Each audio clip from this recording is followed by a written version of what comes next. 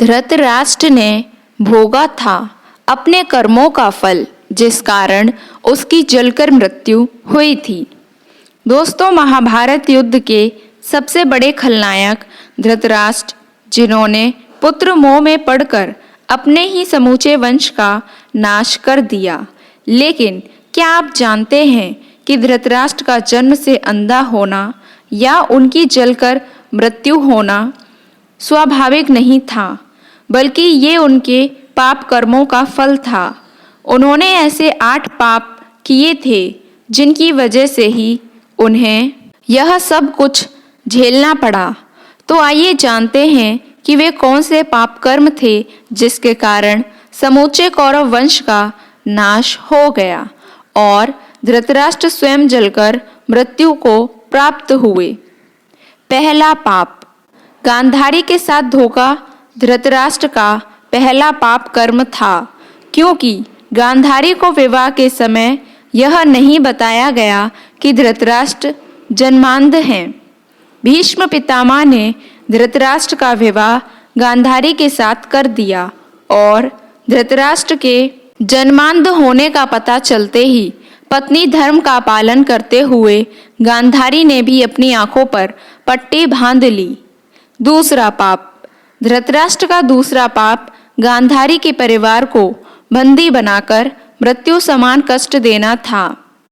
धृतराष्ट्र को जब यह पता चला कि गांधारी तो विधवा थी और उनके साथ तो यह छल हो गया, जबकि विद्वानों के अनुसार गांधारी के पहले विवाह से उन्हें गंभीर प्रकोप का सामना करने का योग था, जिसे दूर करने के लिए उनका विवाह एक बकरे से कराया गया। इसके बाद धृतराष्ट्र से उनका विवाह हुआ ताकि वह किसी भी तरह के प्रकोप से बच सके।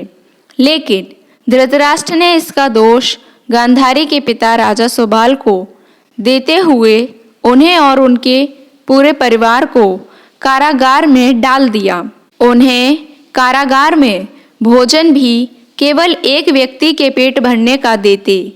तब राजा सुबाल वह सारा भोजन अपने सबसे छोटे बेटे शकुनी को दे देते ताकि उनके वंश में कोई तो जीवित बचे और धृतराष्ट्र से प्रतिशोध ले सके।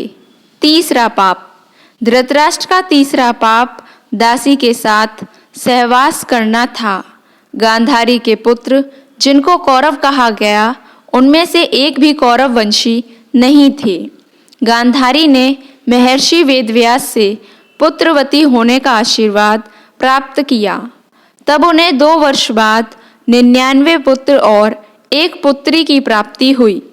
उधर गांधारी जब गर्भवती थी तो धृतराष्ट्र ने अपनी दासी के साथ सहवास किया।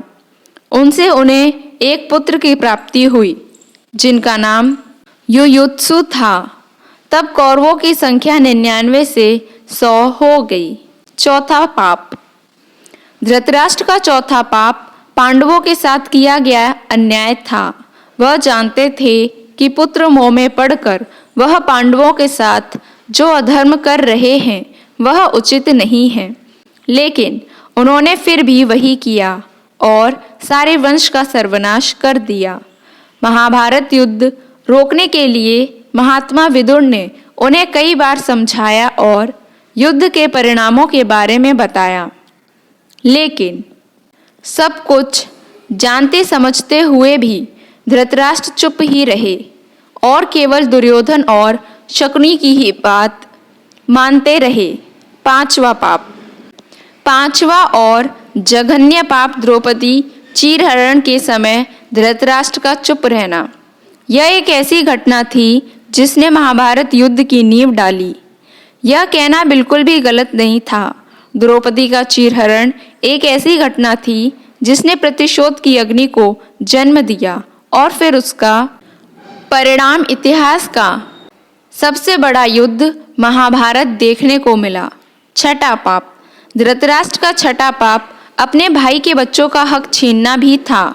हालांकि यह उन्होंने स्वयं नहीं किया, लेकिन जब भगवान श्री कृष्ण ने पांडवों के लिए केवल 5 गांव मांगे, तब दुर्योधन के इनकार करने पर धृतराष्ट्र का चुप रहना भी पुत्र मोह में पड़कर अधर्म का साथ देना ही था।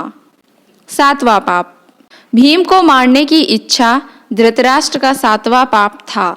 जब महाभारत समाप्त हो चुका था तब सभी पांडव धृतराष्ट्र से मिलने पहुंचे। वहां भीम के अलावा सभी ने धृतराष्ट्र को प्रणाम किया। जब भीम की बारी आई तो भगवान श्री कृष्ण ने भीम को रोका और भीम की जगह उनके ही आकार की बनी एक लोहे की मूर्ति आगे बढ़ा दी। धृतराष्ट्र पुत्रों के वध से अत्यंत क्रोध में थे।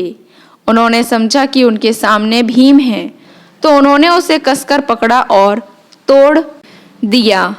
लेकिन जब उनका क्रोध शांत हुआ तो भीम को मृत समझकर रोने लगे।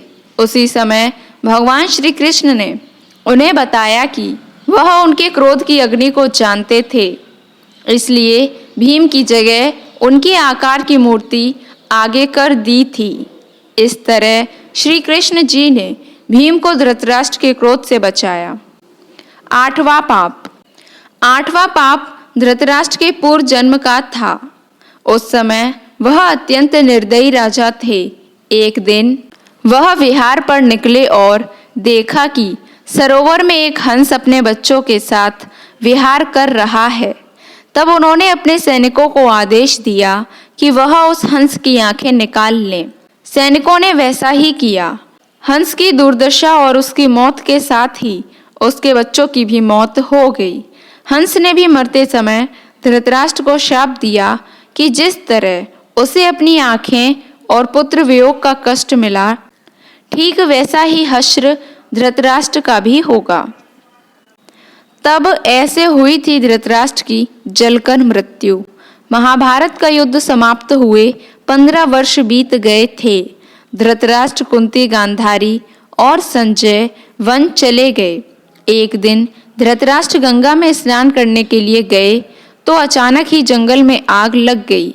इसकी जानकारी मिलते ही गांधारी, कुंती और संजय वन की ओर गए, जहां सभी ने धृतराष्ट्र से बाहर आने के लिए कहा, लेकिन शारीरिक रूप से कमजोर होने के कारण वह बाहर नहीं निकल सके। तब संजय ने गांधारी और कुंती से कहा कि वह जंगल से प्रस्थान करें, लेकिन धृतराष्ट्र को आग में देखकर गांधारी और कुंती ने भी वहां से नहीं जाने का निर्णय लिया। इस तरह धृतराष्ट्र के साथ ही गांधारी और कुंती की भी मृत्यु हो गई।